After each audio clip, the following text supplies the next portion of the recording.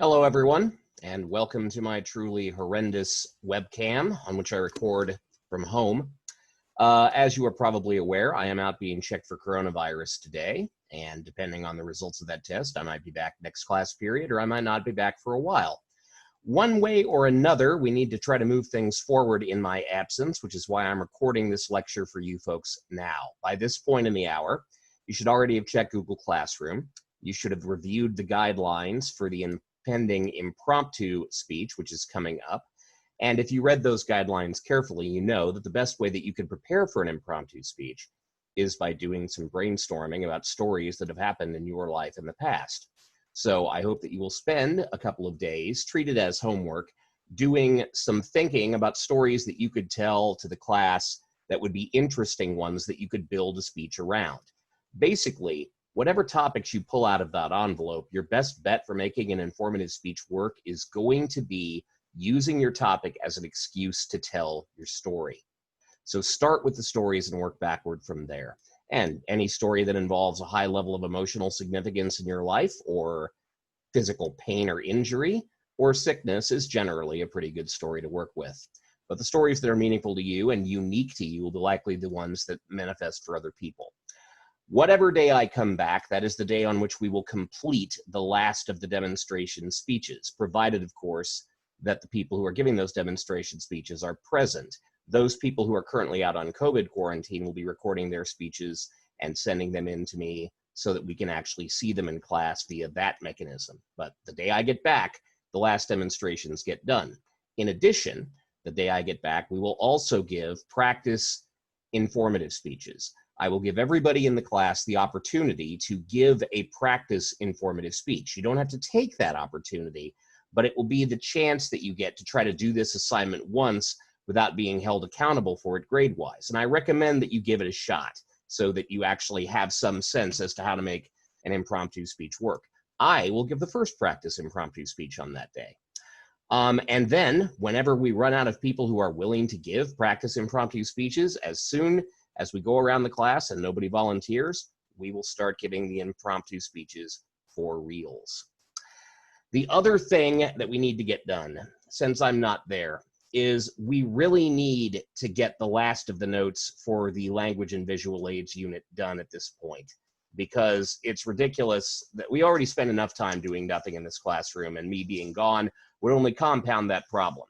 So at this time, what I'd like you to do is I would like you to get out that handy dandy packet of examples that I gave you to serve as a visual aid to illustrate the concepts that we're talking about in this unit, because I'll be making reference to several of them as I give you the notes on the remaining subjects that we have to talk about with regard to language. 3 Roman numerals, assuming I'm able to execute them all appropriately from here at my home. So the first thing we're going to talk about as part of this discussion, and I'll pull up the whiteboard for this, is we're going to talk about the use of language as a way of providing flava in your speech. Let us put it into bold caps, shall we? Flava, indeed. All right, you know how I like for you guys to try to insert personality in your presentations, and language offers you several opportunities to flavor things up through the strategic and effective use of figures of speech. One of those figures of speech that you can use in a speech is contrast. And contrast is defined as the use of 2 balanced phrases. I need to extend this. Hold on a second. There we go. 2 balanced phrases or clauses with 1 minor difference between them. The use of 2 balanced phrases or clauses with 1 minor difference between them. It's not the size of the dog in the fight, it's the size of the fight in the dog is an example of the use of contrast. What you're doing is you're saying the same sentence twice, but you're twisting a couple of words around the second time around. Another person who could give you a number of examples of effective use of contrast in the speech, and I will shut this down momentarily in order to provide you with an image of that individual, is none other than John F. Kennedy, first Catholic president of the United States. In his first inaugural address, John F. Kennedy uttered a phrase which is one of the most famous quotes from any American president ever. Ask not what your country can do for you, ask what you can do for your country.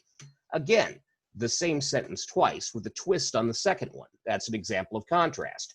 If you would open your packets now and take a look at page 222, which is the next unread page of the packet from where we left off the other day, you'll find that there are several examples here of effective contrast uses. Let us never negotiate out of fear, but let us never fear to negotiate. In the election of 1860, the great issue was whether the country would remain half slave and half free. In the election of 1960, the great issue is whether the world will remain half slave and half free. Ask not what your country can do for you, ask what you can do for your country. So Kennedy is using contrast in all of the examples to make his language interesting. The problem, however, with using figures of speech like contrast for flavor is that it's possible to do too much of it. If you overuse contrast or any other figure of speech for flavor, it's like spices in cooking. More is not necessarily better. After a while with Kennedy, we got to the point where he was saying things like, ask not when is dinner, ask what is for dinner. And everybody got tired of that sort of thing. And you know what happened to John F. Kennedy? He got shot. So don't overuse contrast as a figure of speech in your speeches. A second form of figure of speech that could be useful to you in terms of being able to make your speaking more interesting, and this will require me, the whiteboard is a really cumbersome way of giving you guys notes, but I'm going to do the best I can with it, is rhetorical questions. And a rhetorical question is, of course, a question that you don't seek an answer to. You ask a rhetorical question not in the hope that somebody is going to answer it, but rather in the hope that people will think about the subject matter that you're discussing. And a person who is a good example of somebody who used rhetorical questions effectively in their speaking is the Reverend Dr. Martin Luther King Jr. On the next page of your packet, page, let's see here, it would be page 223, Dr. Martin Luther King on April 3rd, 1968, is giving a speech in which he supports a janitorial strike. He's trying to get members of the African-American clergy to back up a bunch of custodians who are trying to strike for civil rights benefits. And he says to them, "That's the question before you tonight. Not if I stop to help the sanitation workers, what will happen to all the hours that I usually spend every office, every day and every week as a pastor. The question is not if I stop to help this man in need, what will happen to me?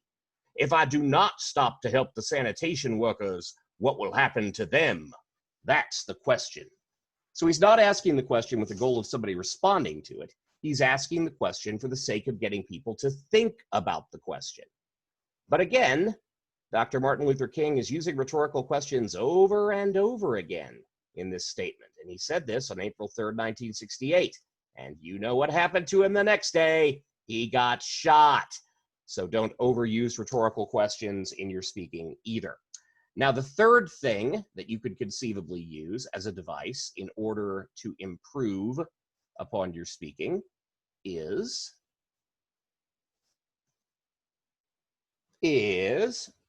repetition. I don't really need to tell you what repetition is. We talked about it briefly the other day, but only in contrast to restatement. When you restate something, you try to say it more than once for the sake of driving it home in the minds of the audience. But when you repeat something, you don't just say the same thing more than once, you say it in exactly the same words. In other words, you come up with a catchphrase, basically. Now, how can this be useful in terms of providing flavor instead of boring people? Well, you have to come up with something interesting to say to make it work. And an example of somebody who did a good job of this would be O.J. Simpson's former attorney. You may have heard of O.J. Simpson. In fact, I think that's still a recent enough thing that you guys probably would have heard of him and what he allegedly did. And O.J.'s attorney is the man to the right of him in this image that we're looking at right now, a man by the name of Johnny Cochran. O.J. Simpson was placed on trial for allegedly killing his wife. And he, at one point during the trial, and look at that look on his face. He doesn't look guilty at all, does he? At one point during the trial, he was asked to try on a glove that was allegedly found covered in the blood of the murder victim. And he tried to put it on his hand, and he was like, I can't get it on my hand. My hand's too big for the glove. And Johnny Cochran, sitting back at the defense desk, said, And so during the closing argument, Johnny Cochran came up with a little phrase that he wanted to repeat to the jury. And that phrase was, if it doesn't fit, you must acquit. To acquit someone, to have an acquittal in a trial, is to find them not guilty. And he repeated this phrase over and over again to the jury in reference to various items of evidence in the trial, like the fact that a Bruno Magli shoe print was found in the victim's blood near the crime scene, and that O.J. owned a pair of Bruno Magli shoes. If it doesn't fit, said Johnny Cochran, you must acquit. And he talked about the fact that O.J. Simpson fled from Los Angeles at the time he found out they were seeking the murderer, with his friend Al Cowlings on a white Ford Bronco. If it doesn't fit, you must acquit. And he addressed the fact that the dog that had been owned by Nicole Brown Simpson, the murder victim, didn't attack her attacker, despite the fact that it was present when she was allegedly killed, almost as if the attacker was someone the dog knew, like it was her ex-husband or something. If it doesn't fit, said Johnny Cochran, you must acquit. And the jury went, hey, that rhymes. And they found O.J. not guilty on all charges. So under certain circumstances, repeating something can be an effective way of making your language more interesting and more memorable. But Johnny Cochran certainly did say, if it doesn't fit, you must acquit over and over again. And you know what happened to him? He died of cancer. So for all these various forms of Flava, more is not necessarily better. Use them sparingly if you want to use them to their maximum effect. The next thing that I'd like to talk about in your speech is the use of language for the sake of emphasis, or for, you know what? I realize several minutes into this lecture that I have accidentally put the wrong information on the whiteboard. Number 5 up here, this Flava thing, that's not what I meant to say there. So I am going to replace Flava with a new Roman numeral 5, which you could replace in your notes. These are actually for the sake of creating emphasis in your speech, not Flava. Like making the important stuff in your speech stand out from the unimportant stuff in your speech is what we're trying to do with these. Contrast may not be a great way of producing Flava. Like maybe these aren't very interesting in some respects. But what they do is they make the stuff that matters most in your speech stand out from the stuff that matters less. And that's our goal there. All right, so what we do need to talk about now, which is why I'm realizing only now that I didn't do it correctly, is figures of speech that you can use for Flava. All right. So what are some things we can do with our language to make our speaking more interesting and memorable? Well, we looked the other day at analogies from your packet. All of those colorful turns of phrase that I'm giving you rewards for including in your speech if they're bad, but which also serve the purpose of making your language more concrete and interesting if they're good. If you say, I'm as horny as a three-legged goat on a slippery mountainside, maybe nobody knows what you mean, but you certainly have their attention. Or as busy as a one-legged man in an ass-kicking contest. These are ways to get people to pay more careful attention to what you are saying, and they are ways to Flava up your language. A second way of doing this is through personification. Personification is giving human characteristics to something non-human. I think you already know that, but I'll put the definition here just to be sure.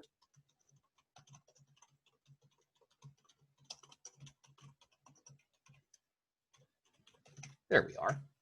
Like when you say, burn me down, the school whispered. That's an example of personification. You're giving human characteristics to the school. That makes the school more interesting to people because human beings are complex. They are nuanced, and people are interested in human beings. So when you take something that isn't human and you give it human characteristics, people tend to listen more carefully and to be more interested in it. Hyperbole. Exaggeration for the sake of dramatic effect.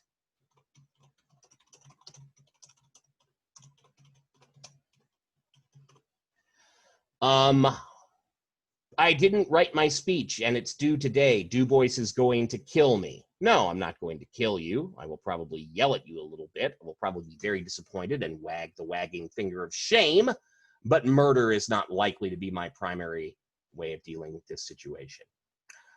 So hyperbole, exaggeration for the sake of dramatic effect, is a way of drawing attention to your language and making it more interesting for people. The opposite of this is understatement. Understatement. De-emphasizing something for the sake of making it interesting. So, de-emphasis.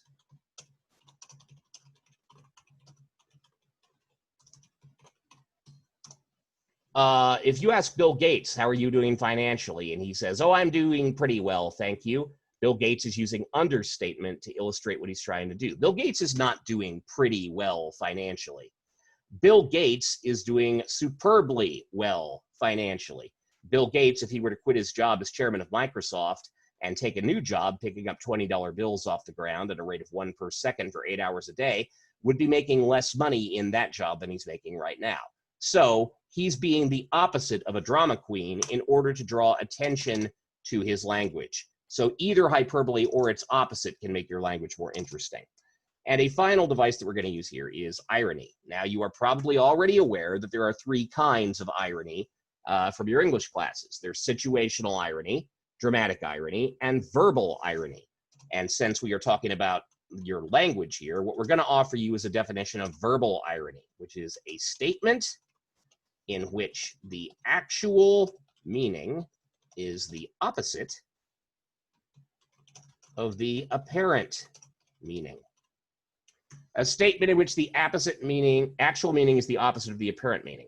So sarcasm is actually a form of verbal irony, like when you say, boy, I sure am sad that Du Bois is gone today. I miss him. Boy, I sure am glad I don't have time to look at my phone and things like that. That would be an example of being ironic in that the actual meaning of the words is the opposite of what you truly mean by them. Now, one of the problems with this, and I'm going to ask you to look at this on your own time if you wish to, on YouTube, is that there was a Canadian woman named Alanis Morissette in the 1980s, and she sang a song called Ironic. And Alanis Morissette's Ironic, to which I will place the YouTube link here, is a song which contains a whole bunch of examples of sad things happening. It's like rain on your wedding day. It's a free ride when you've already paid. It's the good advice that you just didn't take. And she goes on like that for 4 minutes. And every example of irony in Alanis Morissette's song Ironic is not an example of irony. It is, in fact, examples of sad things happening.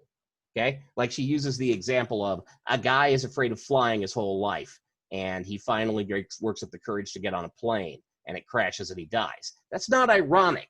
That's just a sad thing happening to a person, all right?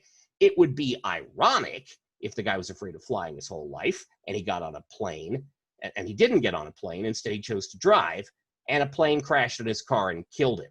So irony is where the actual meaning is the opposite of the apparent meaning. And the key thing you need to learn about this, and let us put it into, do I have the ability to turn this into red text? I would like for it to. Okay, I can't make it red as far as I can tell. So instead, I will simply write in the largest letters I can, don't trust Canadians. They will try to fool you about what irony is. They are a treacherous bunch. All right, the final thing I need to talk about today is speech fails, or language fails. Mistakes you can make in the use of language while you're trying to put your speech together. Okay, the first thing you have to be careful of is you have to watch the possible connotations of words that you use. We've discussed why it's important for everybody to share a common denotative meaning of a word. But the connotative meanings of a word can also create problems for you in terms of offending members of your audience. The example I think I gave you earlier on in class was if you are giving a speech to a student with ADD who is Jewish, you don't say you need to spend some time at concentration camp, because that word has a meaning for that person that is incredibly inappropriate in the context of the overall conversation. The connotative meaning is based upon the person's individual experiences related to the word. And you need to be carefully attentive to the connotative meanings of the words that you use, for fear that you might use a word that has a negative connotation for your audience without intending to. Now, one way of understanding this, and another thing that you need to be careful of when you're using language, is you need to be aware of the possibility of using euphemisms in a way that conceals meaning from people. And this is a little bit complicated. In order to understand this, you first have to understand what a euphemism is. It's an attempt to hide a negative reality behind a happy word. An attempt to hide a negative reality behind a happy word. Now, there are two different ways in which you can try to hide a negative reality behind a happy word, or rather, it might be more accurate to say there's two different reasons you might want to do that. The first is that you're trying to protect somebody's feelings, okay? Like, for instance, we refer to the Special Olympics. Nobody is trying, when they use the term Special Olympics, to make anyone believe that they're attending the actual Olympics. They don't want to make reference to the different abilities of the people who are participants of the Special Olympics, so they call them special rather than calling them some of the other more direct things they could call those people. And that is not a particularly negative use of a euphemism. That's not something that is particularly wrong or evil, but it is somewhat misleading.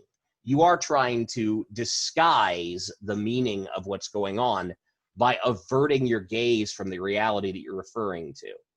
Saying that you're going to the bathroom instead of saying you're going to urinate is an example of a euphemism, as are all the other synonyms for going to the bathroom, like visiting the porcelain throne or taking the Browns to the Super Bowl or things like that, all right?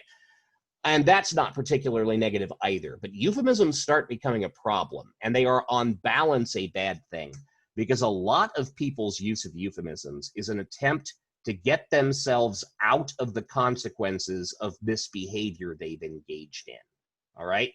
Like, for example, when the United States military accidentally drops bombs on civilians rather than their military targets, they don't refer to it as killing civilians.